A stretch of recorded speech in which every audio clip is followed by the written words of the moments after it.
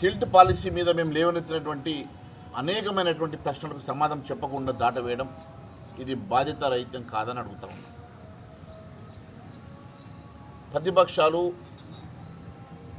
పర్యావరణవేత్తలు అడిగినటువంటి అనేకమైనటువంటి ప్రశ్నలకు సమాధానం చెప్పలేదు. అనేకమైనటువంటి సందేహాలకు ఇప్పటివరకు నివృత్తి చేయలేదు. కేవలం దాటవేసే ప్రయత్నం చేసినటువంటి శ్రీధర్ బాబు గారు, నేను సూటిగా ఒక ప్రశ్న అడుగుతా ఉన్నాను.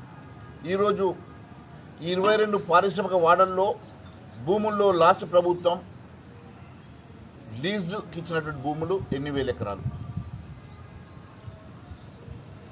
ఆ రోజు ఆంధ్రప్రదేశ్ ఇండస్ట్రియల్ డెవలప్మెంట్ కార్పొరేషన్ ద్వారా కొన్న భూములు ఎన్ని? దీంట్లో కాలుష్యం ఉన్నటువంటి భూములు ఎన్ని? కాలుష్యం లేనటువంటి భూములు ఎన్ని? కేస్ టు కేస్ అంటే మరి కొంతమంది అప్లై చేసుకున్న వారికి ఇచ్చి మిగిలిన వారు అక్కడి నుంచి తరలించకుంటే వాటి పరిస్థితి ఏంది? మరొకవేళ ఈ భూములన్నీ ఇక్కడ నుంచి తరలి వెళ్ళాలంటే ఎక్కడికి వెళ్ళాలి? వారికి ఏమన్నా ఇయర్ మార్క్ చేసినటువంటి ప్లేస్ ఏమైనా ఇచ్చారా? మరి 10,000 ఎకరాల భూమి ఎక్కడన్నా ఇయర్ మార్క్ చేశారా? కేవలం వాళ్ళను రాత్రికి రాత్రి ఇండస్ట్రీస్ని బంద్ పెట్టి రియాల్టర్గా మార్చి ఇలా రియల్ ఎస్టేట్ దందా చేయించే ప్రయత్నం చేస్తూ ఉన్నారు కదా.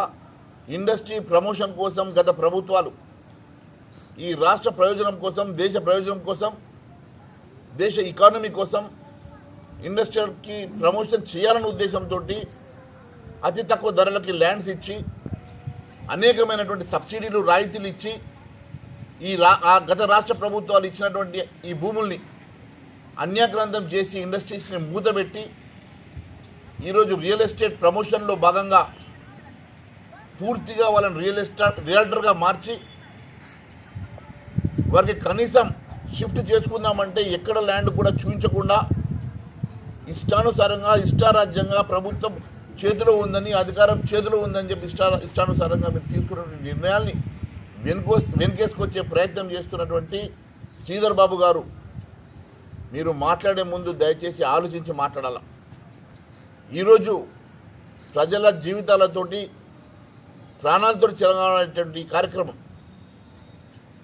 పొల్యూషన్, ఎన్విరాన్మెంటల్ స్టడీస్ ఏం చేయకుండా తీసుకునేటువంటి నిర్ణయం స్వార్థం కోసం ఈ రాష్ట్ర ప్రయోజనాలు దెబ్బతీస్తూ లక్షల కోట్ల రూపాయల ఈ రాష్ట్ర ఆర్థిక వ్యవస్థను గండికొట్టేటువంటి ఈ కార్యక్రమం ఇంత ఈజీగా మీరు దాటవేసే కార్యక్రమం చేయడం నిజంగా బాధాకరం. ఎట్టి పరిస్థితుల్లో ఈ అంశం మీద మేము ప్రజల్లోకి వెళ్ళి పెద్ద ఎత్తున ఆందోళన చేయడమే కాకుండా ప్రజా పోరాటం చేస్తామని మరొకసారి తెలియజేసుకుంటూ ధన్యవాదాలు. అసలైన తొలి వెలుగు. ఫాలో వాట్సాప్ @తొలి వెలుగు official.